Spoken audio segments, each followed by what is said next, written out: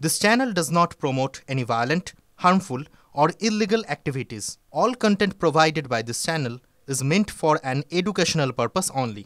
নমস্কার, টিভি9 বাংলায় আপনাদের সকলকে আবারও স্বাগত। ঘড়িতে সময় সকাল 10টা মানে সময় হচ্ছে 10টায় 10 খবর অন দ্য স্পটের। তনিষ্ঠার সঙ্গে রয়েছে আমি রনিপা। নজর রাখবো সমস্ত গুরুত্বপূর্ণ খবরের লেটেস্ট আপডেটে। একদম তাই রনিপা, শুরুতেই বরং মন্দারমণির দিকে একটু নজর রাখা যাক, কারণ মন্দারমণিতে তৃণমূল নেতার রহস্য মৃত্যু। মন্দারমণি থানায় অভিযোগ দায়ের পরিবারের। ইতিমধ্যে অস্বাভাবিক মৃত্যুর মামলা রুজু করে তদন্ত শুরু করেছে পুলিশ।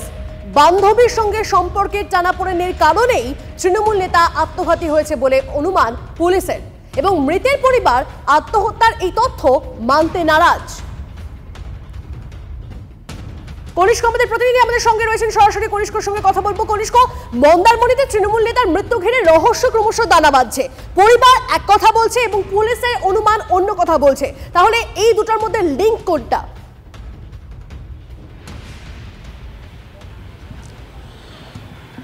দেখো তনিষ্ঠা, একদমই গত বৃহস্পতিবার যখন এই তৃণমূল নেতা বান্ধবীকে নিয়ে এবং আর অপর বান্ধবী আরেকজন বন্ধুকে নিয়ে মন্দারমণির এই অভিজাত হোটেলে আসে, তখন কিন্তু এই পরিস্থিতি যে তৈরি হবে বা দীর্ঘ 6 বছরের পুরনো সম্পর্কের যে টানাপোড়েন চলছে সেটা কিন্তু আঁচ পায়নি।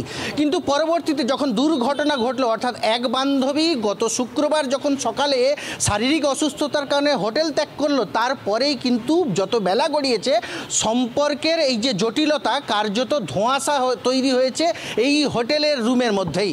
অর্থাৎ বান্ধবীর সঙ্গে দীর্ঘ 6 বছরের সম্পর্ক, সেই 6 বছরের সম্পর্কে টানাপোড়েন থেকেই কি বা অশান্তির কারণ থেকেই কি আত্মঘাতী, না এর পেছনে কোনো রকম হত্যার চক্রান্ত রয়েছে, সুপ্ত চক্রান্ত, যেমনটা পরিবার সন্দেহ করছে। গতকাল মৃতের মা তিনি কিন্তু মন্দারমণি থানায় একটি অভিযোগ দায়ের করেছেন। সেই অভিযোগে কিন্তু তার ছেলের মৃত্যু নিয়ে সংশয় প্রকাশ করেছেন।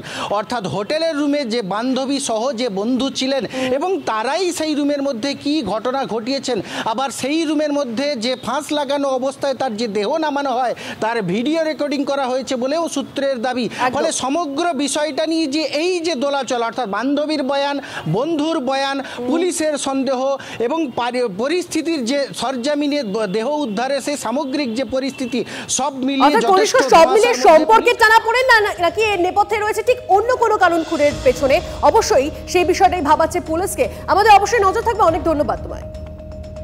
দেখুন, মন্দারমণি রিসর্টে এই তৃণমূল নেতার অস্বাভাবিক মৃত্যুতে রহস্যের জট তৈরি হচ্ছে। কি সেই রহস্য, কিভাবে এই মৃত্যু ঘটলো, চলুন একটু বোঝবার চেষ্টা করি। মন্দারমণি রিসর্টে তৃণমূল নেতার অস্বাভাবিক মৃত্যুতে রহস্যের জট তৈরি হয়েছে। 2 বান্ধবী সহ বন্ধু নিয়ে বেড়াতে এসে বিপত্তি। মহিলার সঙ্গে তৃণমূল নেতার সম্পর্ক ছিল, প্রতিশ্রুতি দিয়েও বিয়ে না করায় মাঝে মধ্যেই অশান্তি হতো দুজনের। বান্ধবীকে আটক করেছে পুলিশ। 7 সকালে সৈকতনগরীতে বিলাসবহুল হোটেল থেকে উদ্ধার তৃণমূল নেতার ঝুলন্ত দেহ। ব্যাপক চাঞ্চল্য মন্দারমণিতে। আবুল নাসার নামে যে তৃণমূল নেতার দেহ উদ্ধার হয়েছে, তিনি আবার আমডাঙ্গার আধাটা পঞ্চায়েতের উপপ্রধানের স্বামী। মৃত্যু ঘিরে দানা বেঁধেছে রহস্য।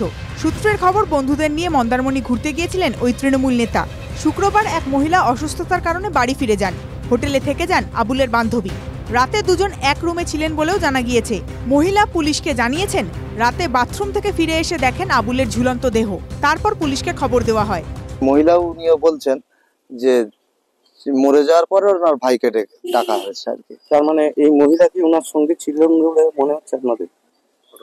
ঘটনাস্থলে ছিল, মানে ওই রুমের মধ্যেই, ওই রুমের ভিতরেই ছিল। জমি সংক্রান্ত বিষয়ে 2 পার্টনারের মধ্যে সমস্যা ছিল বলে প্রাথমিকভাবে জানা গিয়েছে। ল্যান্ড প্রপার্টি নিয়ে সমস্যা ছিল, সেই সমস্যার 2 পার্টনার ছিল। সেই পার্টনার দুটোর ভিতরে এই ভাগ্নি হচ্ছে তার একজন, মানে যে মহিলা পোস্টাল পিএসে আছে। রাজনৈতিক কোনো ব্যাপার নেই এখানে। তো দীঘাতে বেড়াতে গেছে, ওখানে কি ঘটনা ঘটেছে পুলিশ তদন্ত করে আপনি জানতে পারবেন। কনিষ্ক ও দীপঙ্করের রিপোর্ট, টিভি9 বাংলা।